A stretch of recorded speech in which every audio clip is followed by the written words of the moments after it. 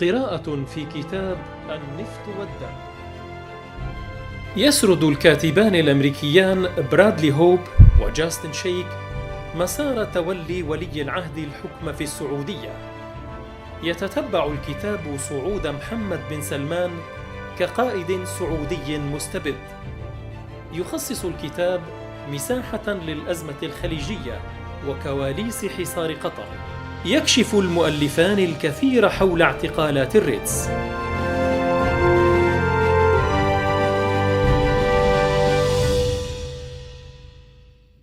Hello, my name is Bradley Hope. I'm the co-author of Blood and Oil with my colleague Justin Sheck. This is a book about the rise to power of Mohammed bin Salman and his first 5 years as the crown prince, and kind of going through everything that led up to his rise, and then what his rise was like, and what those first 5 years were like as first just the son of the king, and then eventually the crown prince. Just a little bit of background about myself, just so you can understand where Justin and I are coming from. We're both journalists at the Wall Street Journal, which is one of the big American national newspapers. The newspaper covers everything around the world, including just politics without any business focus. But in general, the lens through which the newspaper operates or looks at things is through this perspective that money and business are really important things to understand if you want to understand how the world works. And that's kind of the perspective that we had, probably, that maybe differs from other people who come into the story of Mohammed bin Salman. We started our coverage, Justin and I, with looking at Aramco, the Saudi oil company. At the time, the world was still getting to know Mohammed bin Salman, but one of the first things that he announced that got people's attention was this intention to list Aramco on the stock market. And that was a big deal for the rest of the world, because the idea was to list it on the New York Stock Exchange or perhaps the London Stock Exchange. And so it was going to be something of great interest to investors. So Justin and I, started looking into Aramco and what was this company, how did it really operate? You know, it was really a secretive company. And from there, we just kind of, I think at that moment we began to realize that everything that was going on in Saudi Arabia from 2015 on, it was really part of the national project of Mohammed bin Salman. And so that's kind of how we got into the story initially.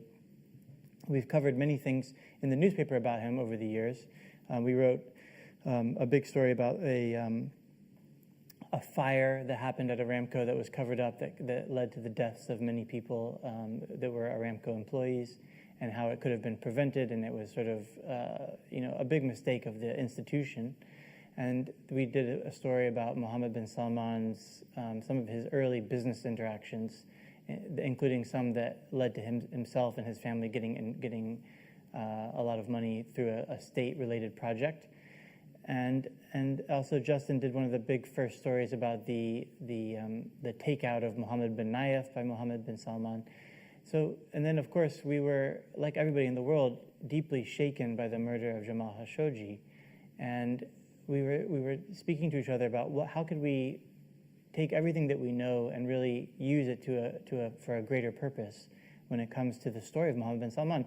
And so I think what we did was we came together and said, let's just start from scratch, because this was such a news-driven, high-speed story for so many years. First Mohammed bin Salman he came out of nowhere, then there was the Aramco IPO, then there was this fawning international coverage of him in the Western press especially, calling him a reformer. There was the war in Yemen, there was the Ritz-Carlton crackdown where everybody was thrown into these sort of makeshift prison. We couldn't get our heads around it. What was the driving force of this story? What was really going on underneath all of this? And so what we did was we spent a year and a half just starting from scratch and researching everything, interviewing people from as many perspectives as we could. And we found that a lot of those interviews had to take place outside of Saudi Arabia because of the sensitivity of the subject. And of course, the other thing that we did was we didn't let go of our background in business and finance, because probably more so than anybody in Saudi history, in terms of somebody actually in power, Mohammed bin Salman is deeply, deeply interested in business and finance. And a lot of his decisions, the way he's been reforming the country, the projects he's launched, even his outlook on foreign policy, it really is there's a business and finance lens to everything he's done. And so we didn't let go of that either. So our book, I think it's revelatory on a few different levels. I think one of them is that one thing people don't really get or understand is that when Mohammed bin Salman was on the rise between, let's say, 2013 and 2015, he and his father were facing a huge behind-the-scenes kind of Game of Thrones, where there was other people in the family, cousins, especially from the Abdullah branch, the children of King Abdullah, who were already thinking about what was their future going to be like. In Saudi Arabia, when the throne shifts from one brother to another, there's a huge kind of shift that also happens behind the scenes, where everybody who's connected to that person suddenly is in the prime seat, and they have access to more money, they have access to more deals and power, and then the people who are not part of that kind of get shifted out of scene a little bit. And one of the things about King Abdullah that was different was that he didn't really empower his own children in the way that you might have seen under previous kings. He kind of kept them in slightly less important positions. And so they had this real perspective that they didn't have a lot of power. They didn't have anywhere near the money that they thought they might or should have, because their father was the king. And so they were seeing his death, his imminent death, as a moment for them to sort of finally rise up and become who they thought they should be. And obviously King Abdullah had many children, I think more than 30. A few of them saw themselves as possibly the rightful heirs to the throne. And if you recall, at this point in time, for the whole history of Saudi Arabia, there was, of this third Saudi state, there was the founder, and then after that, every king was one of his sons. He had so many children over such a long period of time that he was able to have a system where it was shifted from son to son. Finally, we're now getting to the point where most of the sons are too old, many of them have died, and there's only a few left. So it's going to shift to the third generation. So at that time, as King Abdullah was ill and approaching his death, there was a real behind-the-scenes contest that was emerging. There was an effort by those children to make it seem like King Salman was not fully capable as a leader, that he was too old, and that he was kind of the wrong person for it. And so there was this maneuvering to have one of the Abdullah sons become third in line or second in line. And I think that's really important to understand Mohammed bin Salman's perspective, because he was essentially fighting these battles behind the scenes long before he became a person on the public stage. And after his father became the king and he became the deputy crown prince eventually, there was still a battle afoot. There was still efforts to undermine him, undermine his father. And so he responded he became, I think, very paranoid and also very fearful of conspiracies. And so a lot of what he did had that undertone to it. So for example, when it came to the Ritz crackdown, many of the people that were imprisoned, there was a corruption charge on the surface, but if you go another layer or two deeper, you find that they were also part of a group that were plotting against him. So one of them, for example, that we detail in the book is Turki bin Abdullah. He was briefly the governor of Riyadh after King Abdullah died, and then he had that position removed. Behind the scenes, as we detail in the book, he was meeting with people in the U.S., trying to get word to the U.S. intelligence establishment that they should back him, that he would like to kind of make a move on his cousin and his uncle and try to, paint them the picture that they were sort of a near and present danger to Saudi Arabia's future, but also maybe Western interests in the region. And all of these kind of gambits and maneuvers eventually became known to Mohammed bin Salman. And so I think what that helps you understand is that he had a very paranoid brutal perspective, in part because he felt like there were true conspiracies against him that were emerging from any different direction. And there was embedded in the state itself whole groups of people allied to people who were not him and his father. And so I think for several years, at least until 2017, 2018, that was one of the big projects behind the scenes, was restructuring the government to have more of his allies in these key positions. We saw after the Ritz crackdown, for example, that he put in charge of the Ministry of Interior an ally, and in charge of the National Guard another ally, whereas traditionally in the history of Saudi Arabia, all of these different positions in the government had been sort of parceled out among different members of the royal family as a kind of balance of power. And I think what Mohammed bin Salman has really done is shown that this is no longer the way things are done in Saudi Arabia. Now it's the bin Salmans run this country, and everyone else is not really sharing power, but so much as being in alliance with the bin Salman branch. I think another thing that we really delve into and try to understand better is that after the murder of Jamal Khashoggi, why was it that Mohammed bin Salman was so secure and so strong in his position despite international outcry and everything? I think one of the conclusions we came to was that he had enmeshed himself so deeply in the international business and financial network. He had signed up $40 billion to this big venture capital fund that was focused on technology called the Vision Fund, underwrote a big infrastructure fund in America. I think it was somewhere north of $20 billion. He had become so well known and so, in a sense, famous for his interest in technology that for the world's politicians to turn their back on him, they would have to also contend with the consequences of that in a financial sense. That, Saudi Arabia, and also I guess the other thing is that Saudi Arabia didn't really have any longer a kind of person waiting in the wings to take over. Mohammed bin Salman had been so thorough in his consolidation of power. He had become so enmeshed in the global financial system that he became almost too powerful to be removed or to influence the king or anyone else to kind of push him out. And I think that's a pretty incredible thing. We also talk a lot about how he developed the relationship with Donald Trump. I think one of the interesting perspectives I had after really doing a lot of research is that Mohammed bin Salman got a lot more out of it than Trump did. If you recall, this was in those early days of the Trump administration. It hasn't really changed since. That there was always another catastrophe or an emergency or a scandal, and the Trump administration was very distracted. Where Mohammed bin Salman knew on the scene, saw an opportunity. He had been influenced by some of the people helping him to understand the United States, and really put his team to work to deliver everything that Donald Trump and his team could possibly want.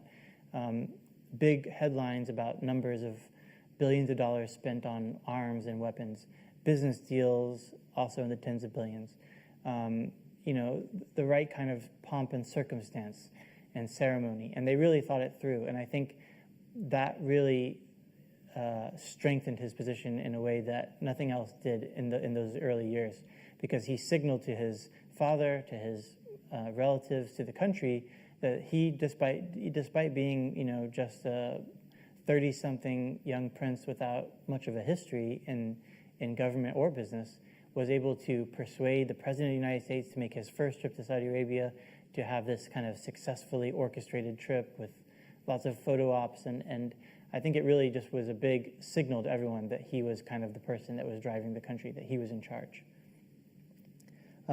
Another thing that we try to understand a little bit better, and there's some documentaries out just very recently that kind of explore this as well, is the complexity of some of these stories that are often painted as black and white. So, for example, the story of Jamal Khashoggi himself. He's often described as the journalist Jamal Khashoggi, but the more you look at his past, his history, his outlooks and how they shifted, and the way he acted and behaved in general, over time, he's really a much more complex figure than that. He's something in between journalist and PR person, and you could even argue kind of intelligence operative, because he was obviously an intellectual. He liked to express views about the country, but throughout his career, he was mostly doing that on behalf of the royal family or some member of the royal family. He was helping channel views that they thought were convenient at that time. And by the time Mohammed bin Salman came along, his kind of operating in the gray area between the official Saudi line, the kind of secret views of princes, and his own views, that sort of amorphous gray area perspective was no longer tolerated by Mohammed bin Salman. If you remember, he had this extremely paranoid perspective that, both paranoid in the fact that he thought he was being targeted on all sides, but also he had a unique kind of self-confidence that you don't often find. He believed he had the reform agenda that the country needed, and that anybody who stood in its way or criticized it or undermined it was really undermining the country's future. And so Jamal Khashoggi is this kind of complex character, but in those early days of MBS especially, there was not room for that kind of in-between perspective. There was either you're on the MBS side or you're against MBS. And obviously we saw the brutality kind of escalate over time.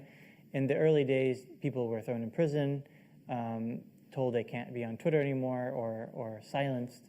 Later, there was extraordinary renditions. We have one chapter about a particular prince that was criticizing the royal family, making public noises about allegations of corruption against Mohammed bin Salman, and eventually was tricked onto a plane, brought back to Saudi Arabia by Saud al-Qahtani, and hasn't been heard of since. He's been held in detention somewhere. We don't really know what happened to him. So obviously, the absolute peak of this is with the murder of Jamal Khashoggi. And while we can't explain exactly what happened, did Mohammed bin Salman give an order to kill him, or did he give an order to silence him or to take care of the problem or whatever it might be? Our perspective is that no matter what, Mohammed bin Salman is completely responsible for what happened. And MBS has actually said, I take responsibility, but I think we see it in a deeper way. He created this kind of black operations team that was rendering that prince back and doing other kind of behind-the-scenes clandestine acts that Saudi Arabia wouldn't want to make publicly or take responsibility for publicly. And there's the same team that eventually was sent to Istanbul, where they captured Jamal Khashoggi in the consulate and killed him. And so I think it's really, I think in a way we're not trying to necessarily bring sympathy or change people's perspectives, but one of our overriding concerns in writing the book was to depict it with all of its complexity, to show what was going on, what were the perceptions. So for example, with Jamal Khashoggi, I think it's simplistic to think that the perception of Jamal Khashoggi in Saudi Arabia, in the royal court, was, look at this journalist criticizing us. I think that was just one of the several facets. Another facet was, as we detail in the book, he was starting to meet with the lawyers and investigators working for the plaintiffs of the victims of the September 11th attacks. He was speaking to them, about to take on some paid work from them to help them connect some dots on perhaps royal family members who had any connections to funding different extreme groups or Al-Qaeda itself historically.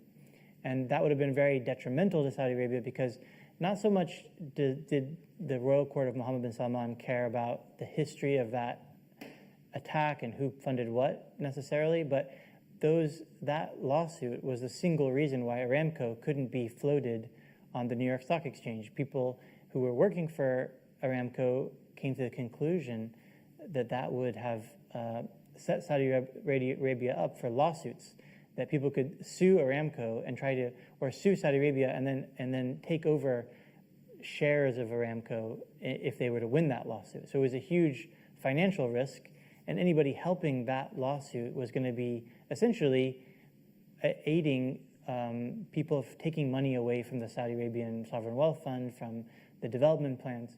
So that was one thing.